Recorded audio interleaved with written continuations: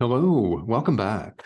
We're taking a closer look today at thought systems and about this course as a thought system, which doesn't sound all that sexy and beautiful and attractive on its surface, does it? But that's exactly what A Course in Miracles is, and it's what we're learning. And the attractiveness of this comes in setting our ego aside and knowing God. In other words, waking up. What else could possibly be more attractive than that? Than completely ending this round of suffering forever. Every pleasure that we experience here in the world is, of course, deeply pleasurable at the moment, yet it doesn't last. A bottle of wine runs out of liquid, right? And a lifetime spent running around, apparently, as a human body runs out of years. And if we're lucky, decades. It runs out of them, impermanent. Yet we live almost our entire life in abject denial of this, in complete denial of truth. And the truth is all that we see here in the world is not our real life. This is not our real life. We're certainly not taught that. We are conditioned in the thought system of the ego. That's the only way to put it. Now, is it flattering? No, it's not designed to be flattering. As I often say, I'll say it again because apparently it's going to come out again. Spirituality is an adult endeavor. It is for grown-ups. It's about looking at the foundations of our thought system here in the world, finding it wanting and setting it aside, which means taking a look at it. That means taking a look at our BS, which, when we honestly allow ourselves to see it, is extensive, isn't it? It's extensive. Web upon web of complication and deception, all of it completely unnecessary, and all of it completely untrue. Enter a new thought system. This is what we need when we're ego clinging in the world, identifying as an individual self-sustaining survival unit by our name, by our profession, by our nationality, our gender, our political affiliation, what we do for work, all of those labels. When we identify as an individual separate from other individuals, we heap suffering upon ourselves and pain. Yes, there's some beautiful moments in there, but they don't last. It's a round of the same old, and wishing for a different result, yet not changing our mind. If your mindset stays the same, the results will be the same. If you continue to see yourself as separated, the results will be more suffering. That's the result. Expect it. Expect it. Enter the importance of changing our mind. Enter the importance of learning a new thought system, a new way of looking at yourself, a new way of looking at everyone around you, i.e., your brother, and a new way of looking at the world itself. In other words, turning your thought system right side up. And we're saying right side up on purpose here because it is upside down right now. We don't aim to turn it upside down. It is upside down. Let's right it. Correct our perception. So, what we have going on is when we identify with the ego, we suffer because every single one of us that believes in separation fears retaliation and abandonment. We fear this. We fear attack. We fear that our separate brother is going to get our scarce resources first. So we better beat him to it, preemptively strike, scheme different ways to lash out and get him before he gets us, because we're certain he's coming to get us, right? Yeah. So we have to do the advanced prep work and suffer in the process. We fear abandonment. We quite simply fear. And every single one that believes in separation experiences this.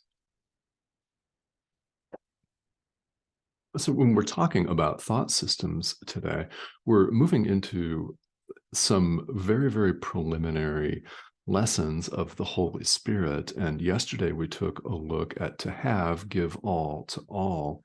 And we're on to the next one, but we'll say more about this in the coming days. This is chapter 6, section 5 of the text, the lessons of the Holy Spirit.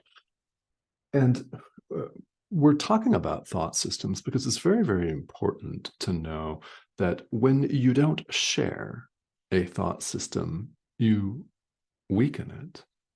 You withdraw your support from it and weaken it by definition.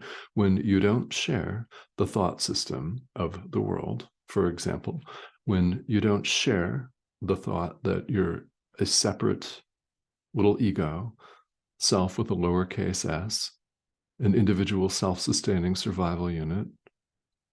When you don't share that thought, you weaken that thought. And how does everyone else see that? Well, they think you're lashing out at them. They interpret that as a personal attack.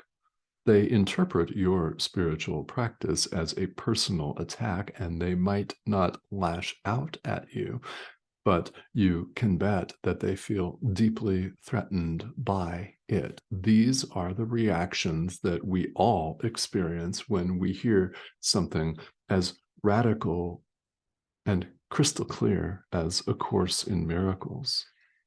The ego freaks out. There is no world. There is no world. There's no world. You're not a body. This means you're not really a human being, and neither am I. This is an image on your screen. This is not who we are.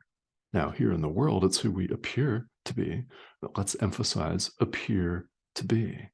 These ideas will fundamentally threaten the ego to the point where you may think that I'm nuts. No problem. You might think Jesus is crazy and that Helen Schuckman and William Thetford were out of their minds.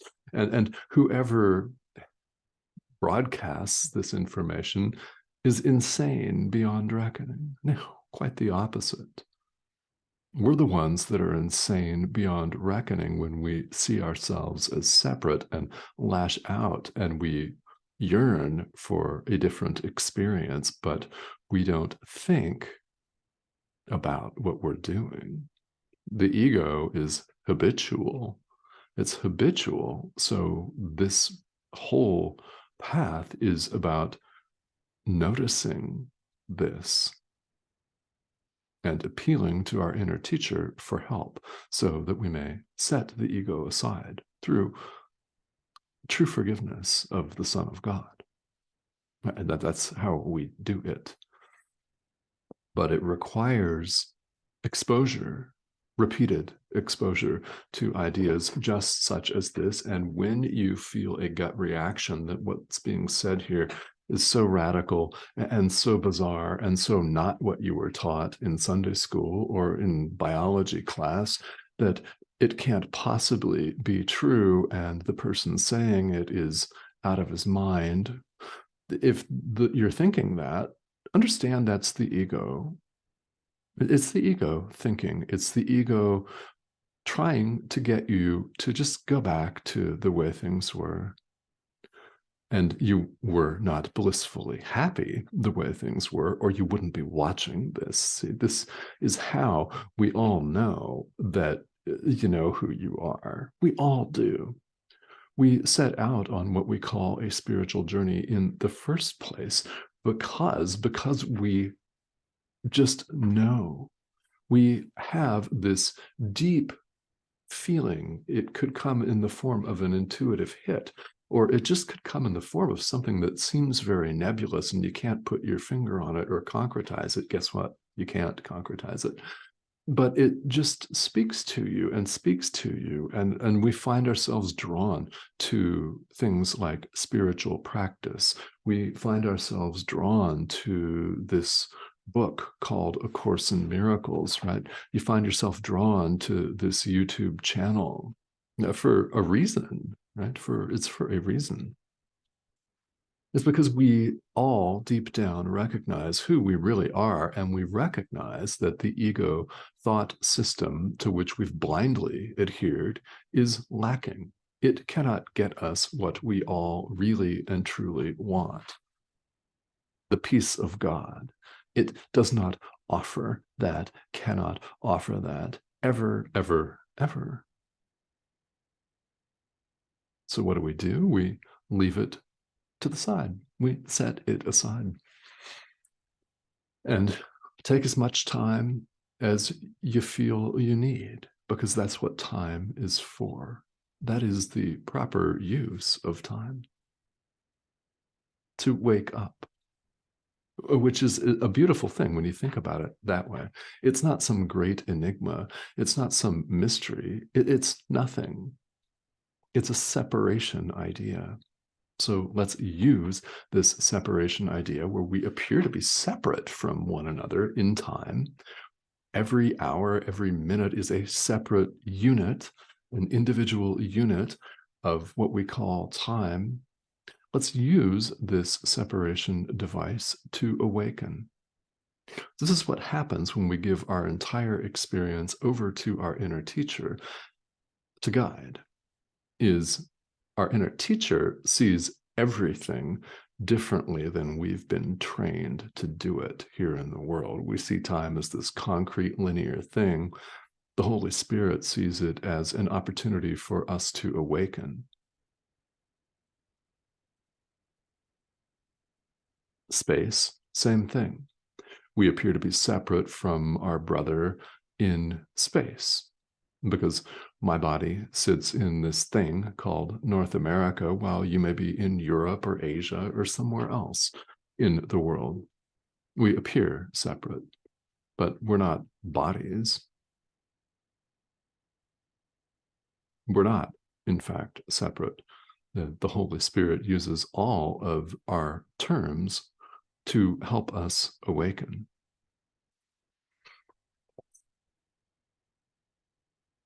So when other people perceive your spiritual practice as an attack on them, what is that but an opportunity for all of us to forgive them? Really, really. And the beautiful thing about true forgiveness is you don't have to do it in person. You don't have to call or text or send a letter in the mail. You don't have to send a big long email or sit down for a tear-jerking conversation. It's done in your mind. They don't even have to know you're doing it. So yeah, go forth, right?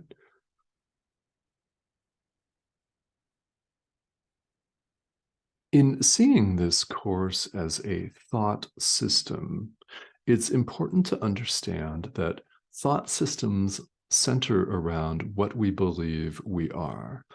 If we believe we're an individual, separate, self-sustaining survival unit, our thought system centers around that. If we believe in perfect oneness, that we are one with God, and have never left our source. Ideas leave not their source. If that's what we believe, then that's our thought system. Of these two thought systems, one is true, one is not. The thought system that centers on truth and love radiates truth and love. The thought system that centers around a mistake and deception radiates further mistakes and deception.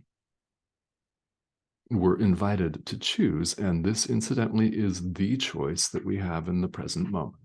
Love or fear, God or the ego, self with a capital S, or self with a lowercase s, light or dark, life or death, truth or illusion. Characterize this however it suits you. The meaning, the core, the essence of it, the content is all the same. This course is extraordinarily simple. It's simple. It's disarmingly simple. The complications come from ourselves. We make it complicated. And why? We have adhered to the belief in separation. We believe we're separate individuals with all of our categories of experience, our subcategories of experience, our degrees of suffering. And I'm 50% mad today, and I'm not so mad today, but irate the next moment, feeling blissful the next, irate the next. And we categorize and subcategorize and divide and subdivide and divide and subdivide. Exhausted yet? I know that the answer to that is gotta be yes, or you would not be watching this. There's a lot of content out there on YouTube, right? There is a lot of content available for your rabid consumption. So the fact that you're watching this tells me a lot, a lot. It says to me that you're ready to awaken. It means you're serious about learning this thought system. And it tells me 100% that you're serious about, at the very least, taking these ideas and contemplating them. You don't have to believe them. There is no teacher that can force or make you do anything in this world, not even your inner teacher, who does not force. The Holy Spirit does not force us. He's very patient and waits for us to ask, waits for the slightest invitation, even if it's just for a couple of seconds. The fact that you're entertaining these ideas proves that there's no going back and that you're well on your way to waking up. And you are. When will that happen? I don't know. I don't know. That's what time is for, remember? And we don't actually know. Who knows when enlightenment is going to come? It's possible that it may come for you in the next 30 minutes or the next 15 minutes. I don't know. And if it does, and you're watching this, then please write me here in the comments and let me know, oh yeah, I woke up 15 minutes after that, because I'd love to interview you right here on this broadcast. So in the event that that does not happen, we all just know that it's going to. Why? Because we've never left our source. What could make more sense than that? Ideas leave not their source. Thoughts remain in the mind of the thinker. You are the thought of God. You remain in God. Who are you?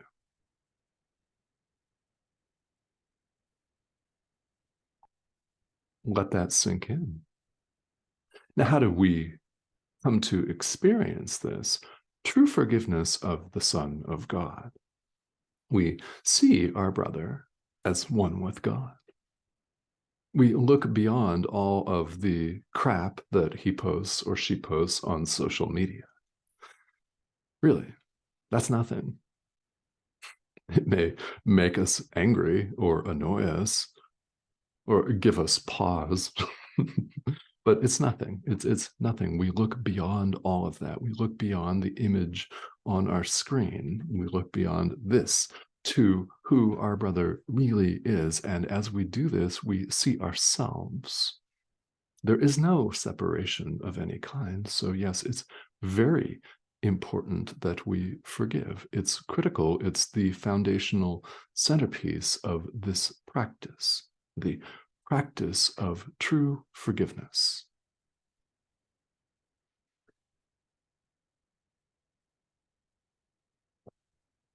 So, what your inner teacher does is actually not that complicated.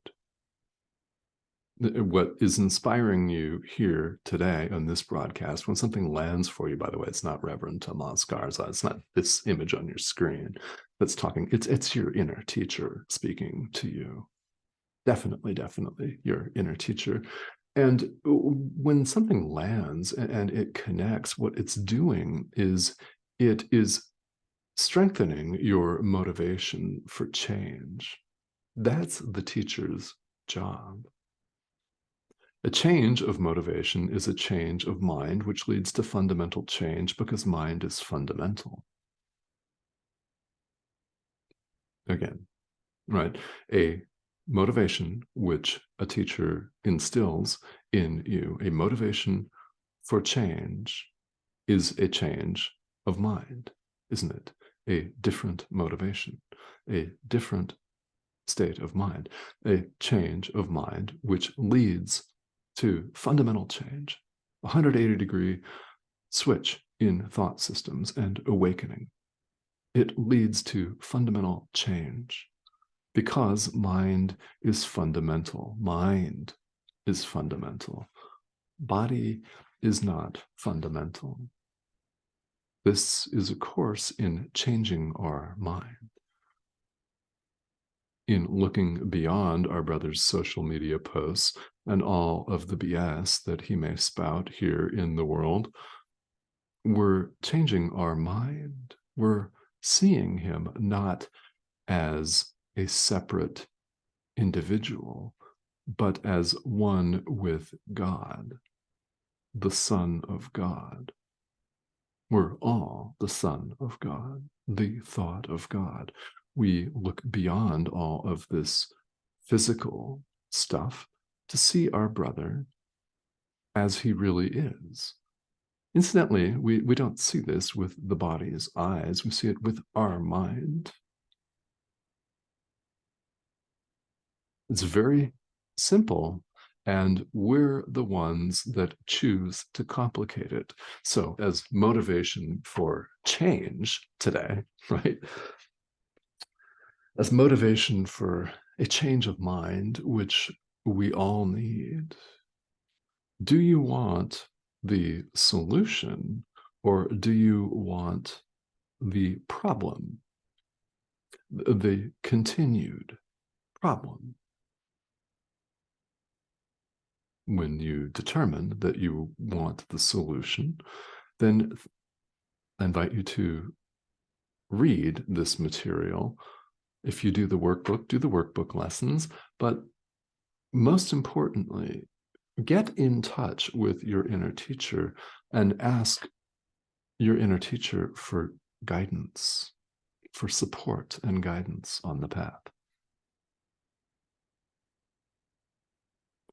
All right. So every now and then there is a discussion that really centers on the total simplicity of what we call spirituality. And well, we've certainly invented a lot of spiritual traditions here in the world, haven't we? This is just one of them. It's only one of many, many doors. All of them lead to the same place in the end. So the differences that we see are simply differences in external appearance. They all lead to the same place. So whether you're following A Course in Miracles or whether it's another tradition or a collection of traditions, or if you're just not sure and you're looking right now, either way, it's disarmingly simple, and emphasis on disarming. Spirituality is much simpler than we would make it. We're not used to making things simple and easy, are we? We're used to making them complicated. So that's how we go about life. That's what we do. But we don't have to. So I invite you not to. And whatever that looks like for you, even if you can drop one or two complications, that's huge progress on the path. All right. So, thank you as always for tuning in and joining me here today.